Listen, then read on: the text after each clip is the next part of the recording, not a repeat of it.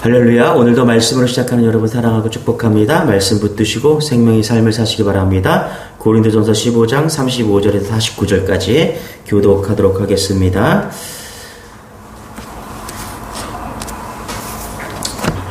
누가 묻기를 죽은 자들이 어떻게 다시 살아나며 어떠한 몸으로 오느냐 하리니, 어리석은 자여, 내가 뿌리는 씨가 죽지 않으면 살아나지 못하겠고, 또 내가 뿌리는 것은 장래의 형체를 뿌리는 것이 아니요 다만 밀이나 다른 것의 알맹이 뿐이로되, 하나님이 그 뜻대로 그에게 형체를 주시되 각 종자에게 그 형체를 주시느니라.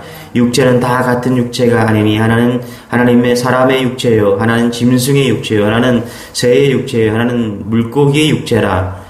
하늘에 속한 형체도 있고 땅에 속한 형체도 있으나 하늘에 속한 것의 영광이 따로 있고 땅에 속한 것의 영광이 따로 있으니, 해의 영광이 다르고 달의 영광이 다르며 별의 영광도 다른데 별과 별의 영광이 다르도다. 죽은 자의 부활도 그와 같으니, 썩을 것으로 심고 썩지 않을 것으로 다시 살아나며, 욕된 것으로 심고 영광스러운 것으로 다시 살아나며, 약한 것으로 심고 강한 것으로 다시 살아나며, 육의 몸으로 심고 신령한 몸으로 다시 살아나나니, 육의 몸이 있은즉 또 영의 몸도 있느니라. 기록된 바 첫사람 아담은 생영이 되었다 함과 같이 마지막 아담은 살려주는 영이 되었으나니, 그러나 먼저는 신령한 사람이 아니요 육의 사람이요 그 사람의 신령한 사람이니라. 첫사람은 땅에서 났으니 흙에 속한 자이거니와 둘째 사람은 하늘에서 나셨느니라. 무릇 흙에 속한 사람은 저 흙에 속한 자와 같고, 무릇 하늘에 속한 자들은 저 하늘에 속한 이와 같으니. 49절 같이 시작. 우리가 흙에 속한 자의 형상을 입은 것 같이 또한 하늘에 속한 이의 형상을 입으니라. 아멘. 교회를 공격하는 마귀의 세력이 있는데요, 두 가지 공격합니다. 첫 번째는 뭐냐면 창조를 부인하게 만들죠. 그 다음에 두 번째는 부활을 부인하게 만듭니다. 이게 마귀의 역사입니다. 마귀는 두 가지를 공격하는데 창조를 부인하게 만들고 부활을 부인하게 만듭니다. 그래서 그러면 신앙은 무너지게 돼 있어요. 흔들리게 돼 있다는 것이죠. 혼돈이 찾아오고. 창조론에 대한 공격은 진화론입니다. 부활신학에 대한 공격은 윤리주의입니다.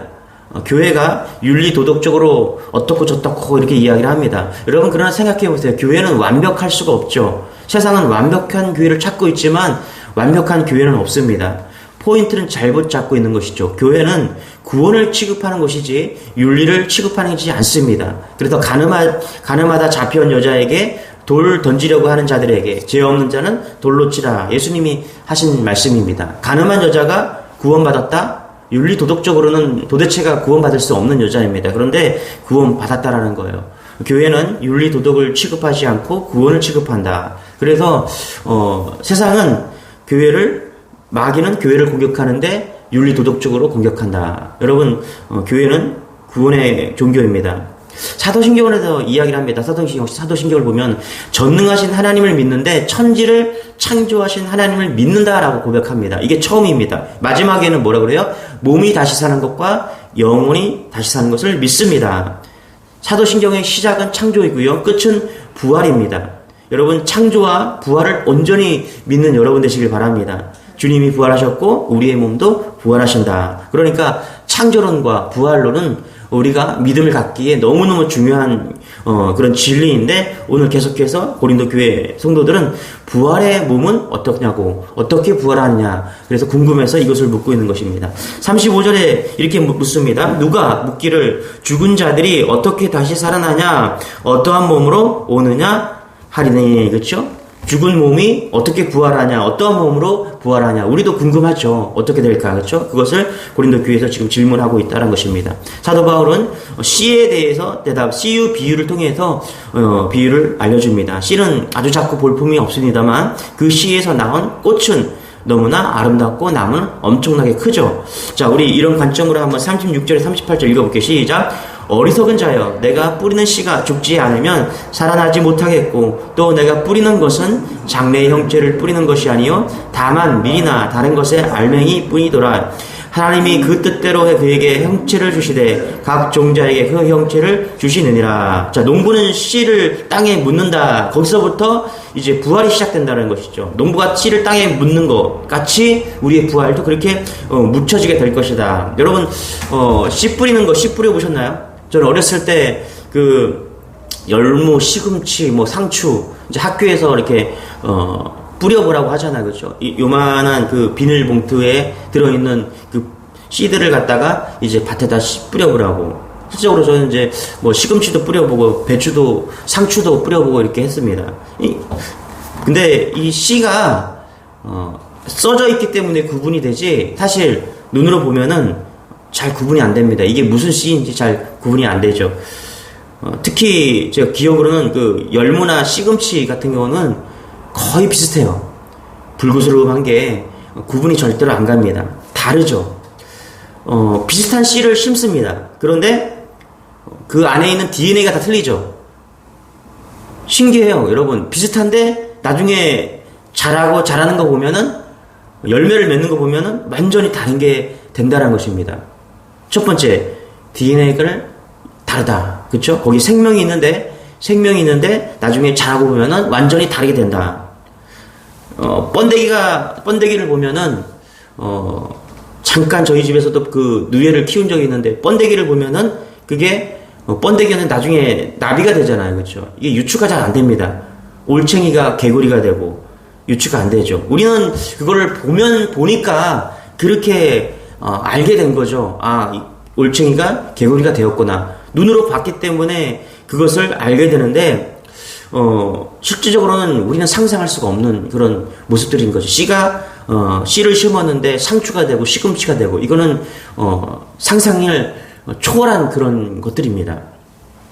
지금 바울은 그걸 얘기하고 있는 겁니다. 우리의 영혼이 육체로 땅에 심겨진다는 거예요. 묻혀진다는 거예요. 그러면 어떻게 해요? 우리가 상상할 수 없는 부활의 몸으로 다시 나온다는 것입니다.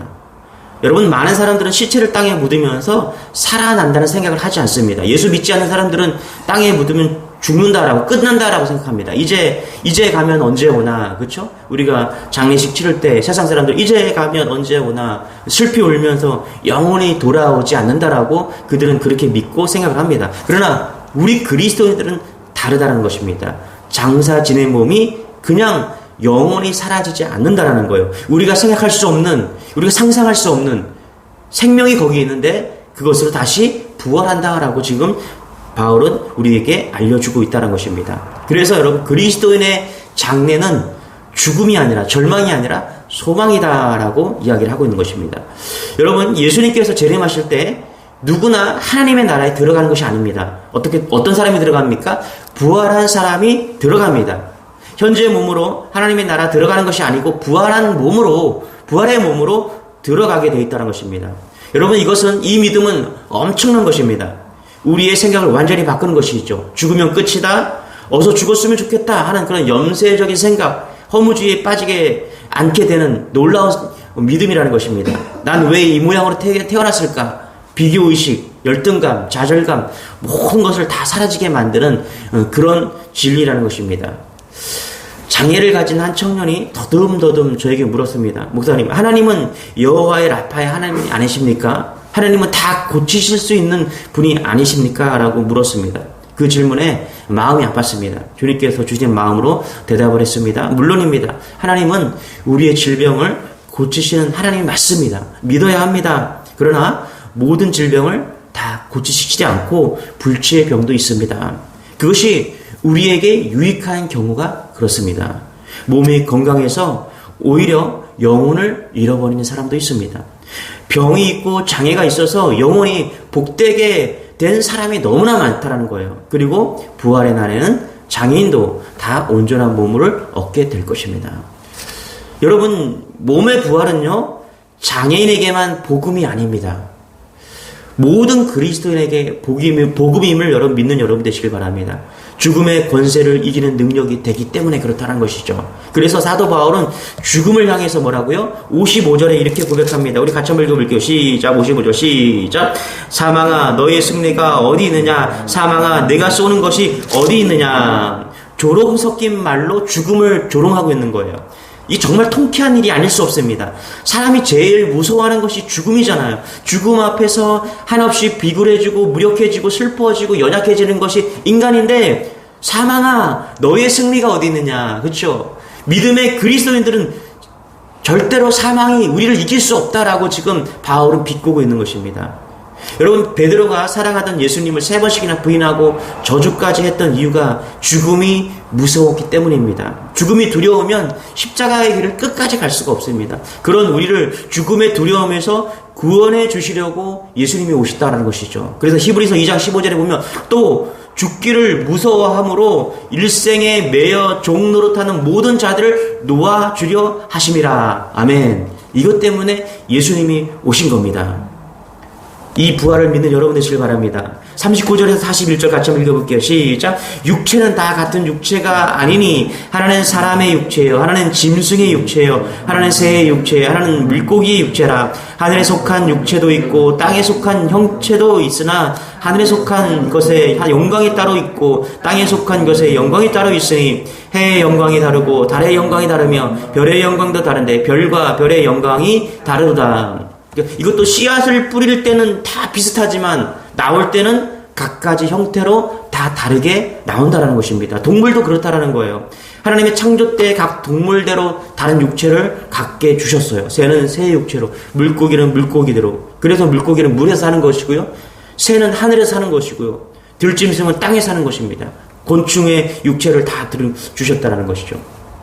씨앗의 형태도 다 다르시지 동물의 형태도 다 다르다는 거예요. 여러분, 우리가 나중에 부활하고 나서의 우리 모습도 다 다르게 그렇게 부활한다라는 것을 여러분 믿는 여러분 되시길 바랍니다. 그러면서 이렇게 정리하죠. 42절 44절 같이 시작. 죽은 자의 부활도 그와 같으니 썩을 것으로 심고 썩지 아니할 것으로 다시 살아나며 욕된 것으로 심고 영광스러운 것으로 다시 살아나며 약한 것으로 심고 강한 것으로 다시 살아나며 육의 몸으로 심고 신령한 몸으로 다시 살아나나니 육의 몸이 있은즉 또 영의 몸도 있느니라. 그렇죠? 부활할 때 내 몸은 어떻게 생겼을까? 미인일까요? 키가 클까요? 혹시 너무 달라져서 가족도 알아주지 못하는 그런 몸으로 부활할까요? 예. 여러분 걱정하지 마시기 바랍니다. 충분히 아름다운 모습으로, 지금보다 더 좋은 모습으로 부활한다라고 성경은 이야기합니다. 뭐라고요? 썩을 것으로 심고 썩지 아니할 것으로 다시 살아난다. 우리는 지금 썩을 몸이잖아. 그런데 어떻게 해요? 썩지 아니할 것으로 다시 부활한다는 것입니다. 욕된 것으로 심고, 그렇죠? 영광스러운 것으로 다시 살아난다. 그렇죠? 우리의 몸이 욕된 것, 우리의 몸이 키가 작네. 얼굴이 왜 이렇게 못생겼지? 내 얼굴이 왜 이래? 눈이 왜 이렇게 작지? 이렇게 부족하지만 어떻게 해요? 나중에는 영광스러운 것으로 다시 살아난다는 것입니다. 아마 지금보다 여러분 더 미인으로 태어날 것입니다. 약한 것으로 심고, 그렇죠? 약한 것, 얼마나 위안이 되는 말씀인지 모릅니다. 몸이 약한데 강한 것으로 다시 태어나게 된다는, 부활한다는 것입니다. 이것이 은혜인다는 것이죠. 그렇죠? 육의 몸으로 심고 신령한 몸으로 다시 태어난다. 육의 몸이 있은즉 영의 몸이 있다. 그렇죠? 여러분 잘 상상은 안 가지만 썩지 아니할 몸, 영광스러운 몸, 신령한 몸으로 다시 살아난다. 여러분 아멘 하십니까, 여러분? 예, 놀라운 부활의 능력입니다. 이런 모습으로 우리가 부활한다고 성경은 이야기하고 있다는 것입니다. 이 땅의 육신에 너무 집착하지 마시기 바랍니다. 그래서 여러분 길어봐야 80, 90이잖아요. 그렇죠? 내 모습 그대로 부활하는 게 아니라 썩지 아니할 몸, 영광스러운 몸, 신령한 몸으로 다시 살아난다라고, 다시 부활한다라고 이야기를 하고 있다는 것입니다. 예. 그러면 얼마나 좋은 것입니까? 이 부활이 얼마나 우리에게 소망이 됩니까? 그렇죠? 특별히 장애를 얻고 있는, 그렇죠? 그런 분들에게, 날 때부터 그런 장애가 있었던 분들에게 얼마나 그분들뿐만 아니라 우리에게도, 그렇죠? 소망이 되는 메시지라는 것입니다. 우리 45절부터 49절 같이 한번 읽어볼게요. 시작. 기록된 바 첫 사람 아담은 생명이 되었다 함과 같이 마지막 아담은 살려주는 영이 되었나니 그러나 먼저는 신령한 사람이 아니요 육의 사람이요 그 다음에 신령한 사람이니라. 첫 사람은 땅에서 났으니 흙에 속한 자이거니와 둘째 사람은 하늘에서 나셨느니라. 무릇 흙에 속한 자들은 저 흙에 속한 자와 같고 무릇 하늘에 속한 자들은 저 하늘에 속한 이와 같으니. 49절 시작. 우리가 흙에 속한 자의 형상을 입은 것 같이 또한 하늘에 속한 이의 형상을 입으리라. 바울이 즐겨 쓰는 비유인데요. 첫 사람은 아담이고 둘째 아담은 예수님이다 라고 이야기를 하면 자꾸 비교를 합니다. 첫째 아담은 흙에서 왔지만 둘째 아담은 예수님은 예수님이죠. 하늘에서 오셨다라는 거예요. 첫째 아담은 우리에게 사망을 주었지만은 둘째 아담은 예수님은 우리에게 생명을 주셨다라는 것입니다. 그래서 바울은 땅에 속한 아담의 자들처럼 흙에 속하지 말고 땅에 속하지 말고 예수님과 같은 둘째 아담 같은 예수님과 같은 하늘의 형상을 입으라라고 지금 이야기하고 있다는 것입니다. 그런데 여러분 사람들은요 땅에 속한 것에 관심을 더 많이 갖고 있죠. 땅에 관심이 많아요. 지금 당장 먹고 살 길, 우리가 살아야 될 길이 그것이 땅의 것이기 때문에 우리가 땅에 얽매여서 그렇게 살아가고 있기 때문에 우리가 그렇게 살지 말고 믿음으로 여러분 하늘에 속한 그런 믿음으로 오늘을 살아가라라고 지금 이야기하고 있다는 것입니다. 여러분 초대교회 때는 달랐죠. 예수님을 믿는 것은요 순교를 의미했습니다. 이것은 땅의 것이 아니라 하늘의 것을 쫓아가는 것이었죠. 박해를 받고 쫓겨나고 감옥에 갇히는 것 너무나 당연한 일이었습니다. 그래서 예수님께서는 뭐라 그래요? 누구든지 나를 따라오거든 자기를 부인하고 자기 십자가를 지고 나를 따를 것이라. 예수님을 믿는 것은 처음부터 죽음으로의 초대였습니다. 이 땅에서의 죽음으로서의 초대예요. 그렇다면 누가 예수님을 믿겠냐는 거예요. 그렇죠? 이 땅에서의 관점으로 보면 예수님을 믿는 것은 죽음으로의 초대예요. 가난한 자들의 초대이고요. 십자가를 지는 초대입니다. 그런데 누가 예수를 믿냐는 거예요. 그런데 많은 사람들이 여러분 예수를 믿었습니다. 왜 그렇습니까? 하늘의 것을 보았기 때문에 그래요. 초대교회 성도들은요. 땅의 것을 본 것이 아니라 하늘의 것을 봤기 때문에 그 하늘의 것이 뭐예요? 부활을 보았기 때문에 그렇다는 것이죠. 부활의 예수님을, 부활의 믿음을 가졌기 때문에 그렇다는 것입니다. 여러분 우리가 놓치지 말아야 될 것이 바로 이것입니다. 너무나 중요한 필요한 신앙입니다. 이 땅에 살지만 이 땅의 것을 보지 않고 하늘의 것을 보는 그런 신앙, 이것이 부활의 신앙이라는 것입니다. 여러분 오늘날 많은 교회들이요 왜 온갖 시험이 많고 사회의 구설수가 됩니까? 우리가 세상 사람들처럼 땅의 것을 바라보고 있기 때문에 그렇다는 거예요. 여러분 우리는 땅의 것을 바라보는 것이 아니라 하늘의 것을 바라보는 것입니다. 이것이 부활의 믿음이고요. 이것이 부활의 신앙이라는 것입니다. 이 신앙을 갖는 여러분 되시길 바랍니다. 그래서 부활신앙, 죽음을 이길 믿음이 없기 때문에 지금 이 땅의 교회들이 어려움을 당하고 세상적으로 손가락질을 당하는 것입니다. 여러분 땅에 속해 있지만 하늘의 사람처럼 사는 것이 신앙인입니다. 땅에 속해 있지만 하늘의 것을 바라보는 게 부활의 믿음이라는 것이죠. 여러분 이런 믿음이 우리 안에 있기를 소망합니다. 할렐루야. 지금 모든 것이 뒤틀린 세상 속에 살고 있어요. 얼마나 뒤틀려 있습니까? 전쟁으로, 속임으로, 거짓으로 세상이 다 뒤틀려 있습니다. 죄악이 우리를 이길 것 같고 여러 가지 시험이 우리를 삼키려 합니다. 그러나 반드시 하나님이 이기십니다. 하나님이 우리에게 승리를 주시는데 그것이 뭐냐면 부활이라는 것이죠. 여러분 흔들리지 않는 여러분 되시길 바랍니다. 창조를 믿으시기 바랍니다. 마지막에 부활이 있습니다. 처음과 끝이 있는 거예요. 처음은 창조고요. 끝은 부활입니다. 그래서 알파와 오메가예요. 이것이 흔들리면 다 흔들리는데 이것을 믿는 여러분 되시길 바랍니다. 이것이 흔들리지 않는 믿음으로 나아가는 지름길입니다. 58절 한번 읽고 마치기 원합니다. 58절입니다. 시작. 그러므로 내 사랑하는 형제들아 견실하여 흔들리지 말고 항상 주의 입에 더욱 힘쓰는 자들이 되라. 이는 너희 수고가 주 안에서 헛되지 않은 줄 알미라. 부활을 왜 이야기하냐? 흔들리지 말라는 거예요.